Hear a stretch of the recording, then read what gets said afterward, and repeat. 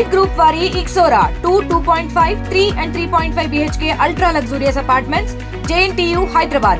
మరిన్ని వివరాలకి ఈ కింద నంబర్ని సంప్రదించండి.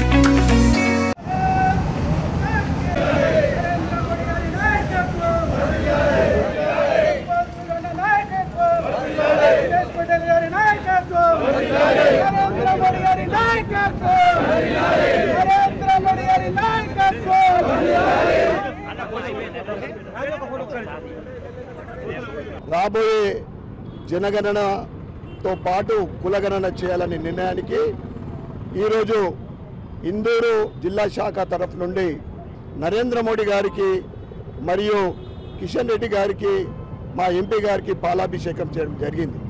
ఎందుకంటే గతంలో 1931లో ఈ కులగణన చేయడం జరిగింది. స్వతంత్రం వచ్చిన తర్వాత ఇప్పటి వరకు ఏ ప్రభుత్వం కూడా కులగణన చేయలేదు. ఇప్పుడు ఈ కులగణన ప్రకటించిన తర్వాత కాంగ్రెస్ వాళ్ళు గొప్పగా చెప్పుకుంటా ఉన్నారు, మేము అడిగినందుకే కులగణన జాతీయ కులగణన చేయడానికి కేంద్రం సిద్ధమైందని.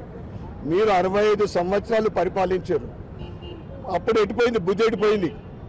ఈరోజు దేశాలు పుట్టినోళ్ళు ఎవరు, బయటకు వెళ్ళి రోహింగ్యాలు ఎవరు, పాకిస్తాన్కి వెళ్ళి వచ్చినోడు, బంగ్లాదేశ్కి వెళ్ళి వచ్చినోడు, అవన్నీ కూడా తేల్చడానికే ఈ కులగణన ప్రక్రియ.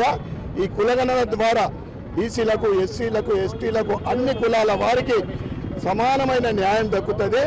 రాబోయే రోజులలో ఈ కులగణన తర్వాత దేశము ముందుకు ఇంకా అభివృద్ధి పథంలో ఇంకా ముందుకు సాగుతుంది. ఎందుకంటే కేంద్ర కేబినెట్ తీసుకున్న నిర్ణయం భారతదేశ వ్యాప్తంగా కుల జనగణన జరగాలని. ఈ నిర్ణయం ఇన్నేళ్ల భారతదేశ చరిత్రలో ఒక మంచి నిర్ణయంగా, ఎందుకంటే ఈ నిర్ణయం ద్వారా భారతీయుడు ఎవరు, భారతదేశం పుట్టిన వాళ్ళు ఎవరు, ఈ దేశ సభ ఏదైతే భద్రత కోరుకునే వాళ్ళు ఎవరు, కులాలలో ఏ కులంలో ఎంతమంది ఉన్నారు.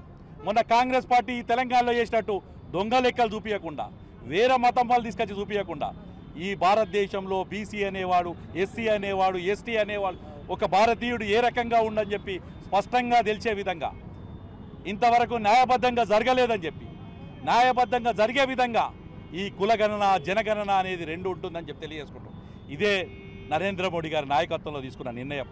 గతంలో కూడా ఎన్ఆర్సీ కావచ్చు, లేదు జాతీయ జనగణన కావచ్చు, ఇవన్నీ కూడా అడుగుతున్నప్పుడు ఆధారాలు ఇవ్వని వాళ్ళు ఈరోజు ఈ యొక్క కుల జనగణనను స్వాగతం చెప్పి పెద్ద ఎత్తున ముందుకు రావాలని తెలియజేసుకుంటూ ఈ నిర్ణయం తీసుకున్న నరేంద్ర మోడీ గారికి మరిన్ని వీడియోస్ కోసం ఛానల్ ని సబ్స్క్రైబ్ చేయండి. లేటెస్ట్ అప్డేట్స్ కోసం వాట్సాప్ ఛానల్ ని ఫాలో అవ్వండి. ఆ లింక్ డిస్క్రిప్షన్ లో ఉంది.